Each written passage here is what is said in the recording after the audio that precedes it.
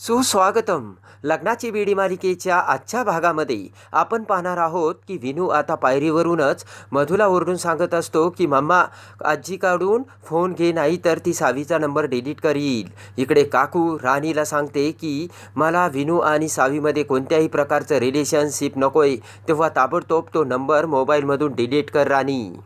तर लगेचच मधू म्हणते की तुम्ही मामी विनूची अवस्था बघा. तेवढ्यात विनूचा पायरीवरून येत असताना पाय सटकतो आणि जोराने विनू हा पायरीवरून खाली पडतो.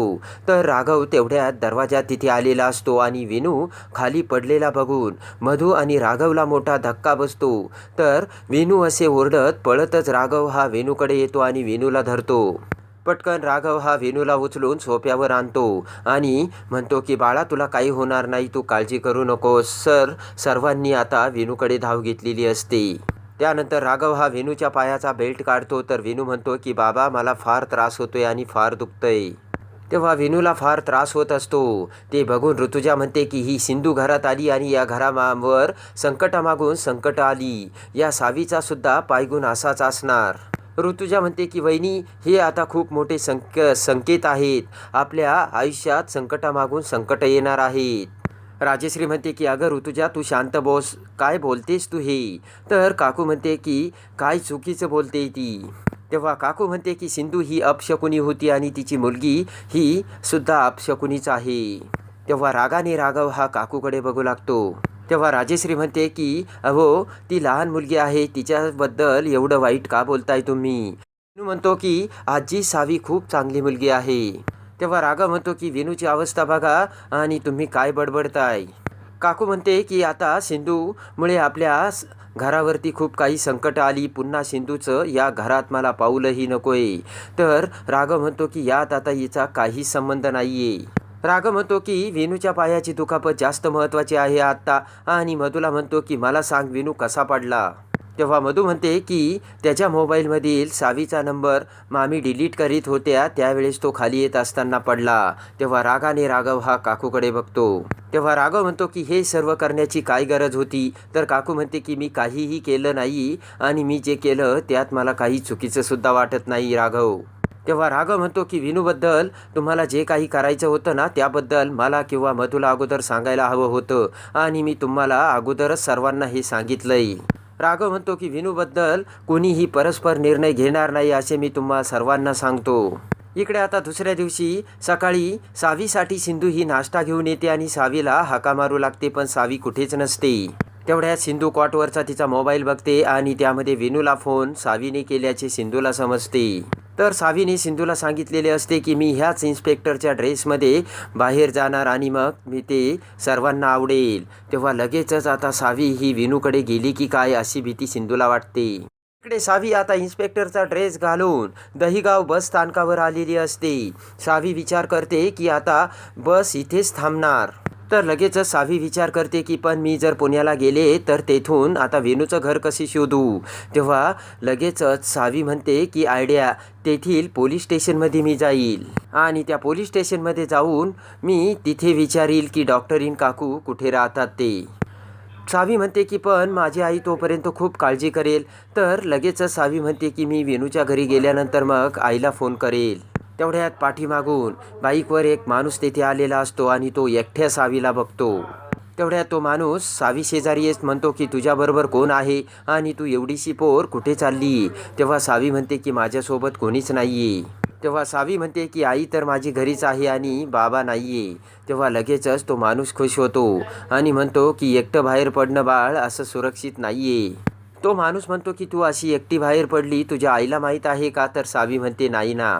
तेव्हा तो माणूस विचार करतो की चांगली संधी चालून आली आणि ही मुलगी एकटी आहे आणि चांगली वाटते, या मुलीचे चांगले पैसे मिळतील असा तो विचार करून आता तो सावीला म्हणतो की तू एकटी कशी जाणार, चल मी तुला गाडीवरती सोडतो, आपण पटकन गाडीवरती तिकडे लवकर पोहोचू. तेव्हा सावी त्या व्यक्तीकडे बघू लागते. इकडे आता राजेश्री ही विनूला मलम आणून देते. तेव्हा मधू म्हणते की विनू, डॉक्टर काकूंनी दिलेलं औषध लावायचं ना तुला, लवकर बरं वाटेल तुला.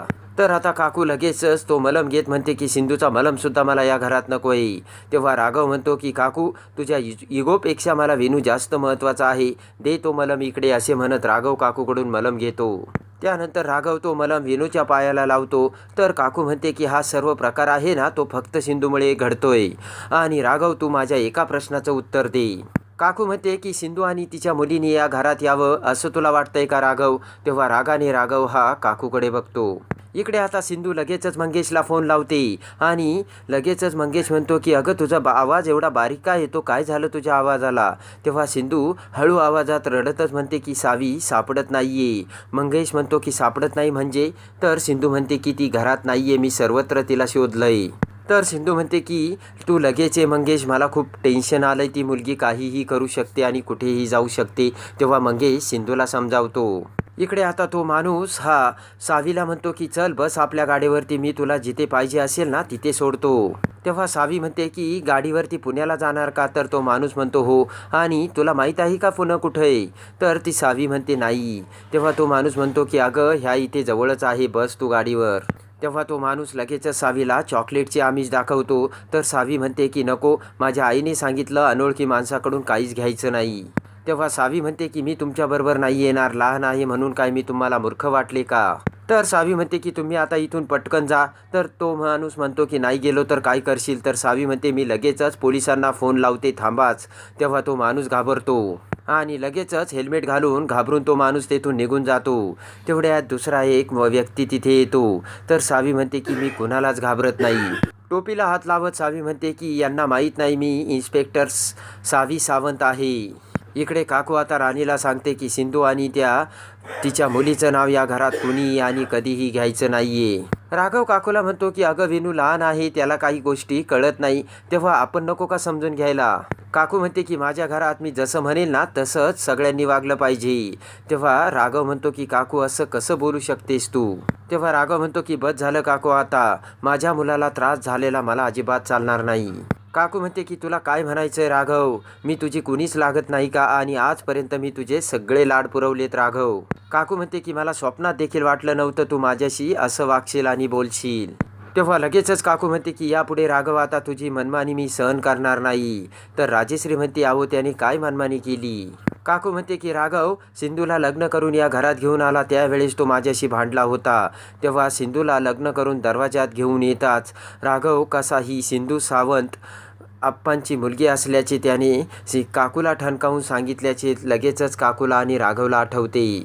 काकू म्हणते की या मुलासाठी तू माझ्यासोबत भांडतो का, आपलं रक्त आणि परक रक्त हे तुला कळत नाहीस का.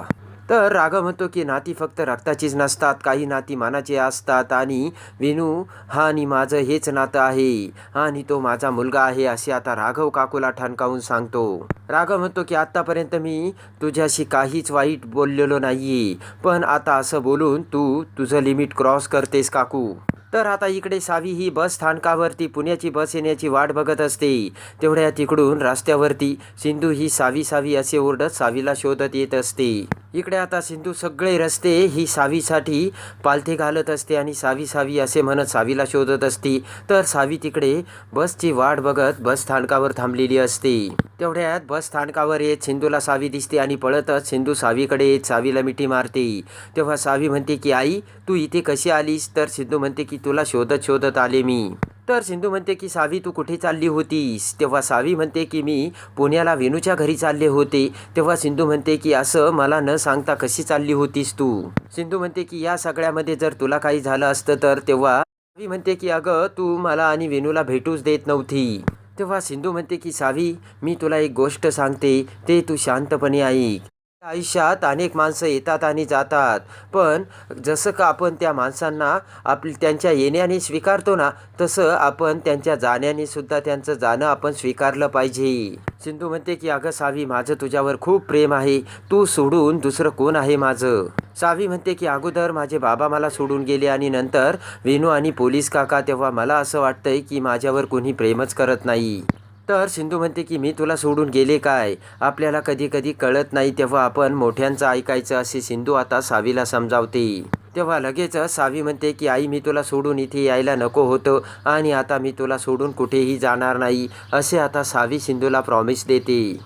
तर आता इकडे अन्वी ही घरात येताच तिला सर्व प्रकार समजतो. तेव्हा रागाने अन्वी काकूला म्हणते की तुम्हाला असं वाटतंय की लहान मुलं तुमच्या हाताचं रोबोटच झालं की काय. तर आता विनूसुद्धा घर सोडून पळून गेलेला असतो. तेव्हा अन्वी म्हणते की विनू घर सोडून पळून गेला ना, याचं कारण फक्त ही आजी आहे. तेव्हा काकूला मोठा धक्का बसतो आणि रागाने काकू ही अन्वीकडे बघते. तर आता विनूसुद्धा सावीसाठी घर सोडून गेलेला असतो. तर आता सावी आणि विनूची कशी भेट होते आणि सावीच्या सत्याचा कसा रत्नबारक्यांना उलगडा होतो हे बघण्यासाठी आणि लग्नाची बीडी मालिकेच्या डेली अपडेटसाठी आपल्या चॅनलला लाईक करा, सबस्क्राईब करा.